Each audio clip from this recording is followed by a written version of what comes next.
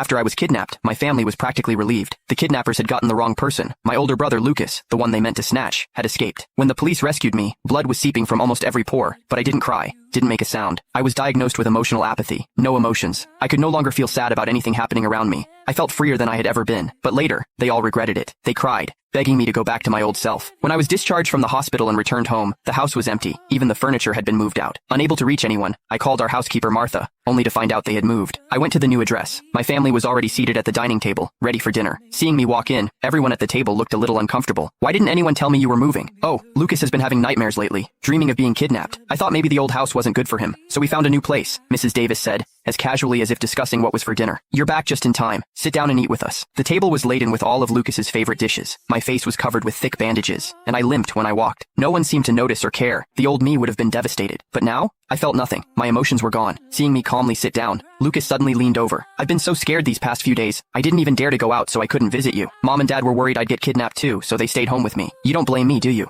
Before I could say a word, Mr. Davis quickly jumped in. Come on, Hyman, it's not that serious. You two are brothers. You should cut each other some slack. I didn't know how to react. I was the one who was kidnapped. Lucas laughed heartily. Hey, I just didn't want him to overthink it. Hyman has always been so independent, much braver than me. I really envy people with courage, he said, picking up a shrimp and placing it in my bowl. I silently put down my fork. I'm allergic to shrimp. No one at the table remembered. No one. My name is Hyman. My older brother's name is Lucas. No doubt about it, we're biological brothers. An old fortune teller once told my parents that I had a difficult fate and shouldn't be raised by them. So, they sent me away to live with my distant grandparents in a remote town. All those years, they barely visited me. They only brought me back after my grandparents passed away. I came home filled with hope, but I quickly realized this house wasn't for me. The day I was kidnapped, Lucas insisted on taking a deserted alley. After a few steps, he claimed he needed to find a restroom and told me to wait right there for him. After that, I lost consciousness. I'll never forget those memories. Damn it, a worthless piece of trash. The kidnappers' fists landed on me, blow after blow, venting their rage. They had mistaken me for Lucas. They had kidnapped the wrong person. My family refused to pay my ransom, so they wouldn't get a single dime. I was starved for 3 days, tortured for 3 days. My throat was raw. I couldn't even scream anymore. When the police burst in, the kidnappers were about to strip me. Blood blurred my vision, but I still strained to open my eyes, looking behind them.